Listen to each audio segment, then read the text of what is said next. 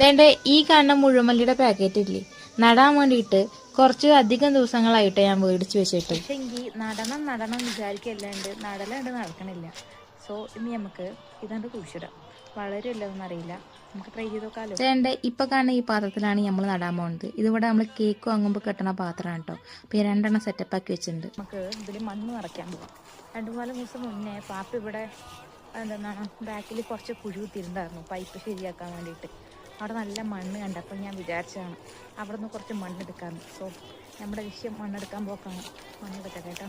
ഇനിയിപ്പോൾ പ്രത്യേകിച്ച് പരിപാടിയൊന്നുമില്ല. നമ്മൾ ഡപ്പയിൽ മണ്ണൊക്കെ ആക്കിയിട്ട് അറിയണ പോലെ നമ്മൾ മല്ലിയൊക്കെ ഇങ്ങോട്ട് വിതറി പിന്നെ മണ്ണൊക്കെ ഇട്ട് വെള്ളമൊക്കെ ഒഴിച്ച് സെറ്റപ്പ് ആക്കിയിട്ട് അങ്ങനെ അങ്ങോട്ട് വെച്ചിട്ടുണ്ട്. ഞാൻ ലൈഫിൽ ഫസ്റ്റ് ടൈമാണ് ഈ സാധനം അങ്ങോട്ട് നടന്നത്.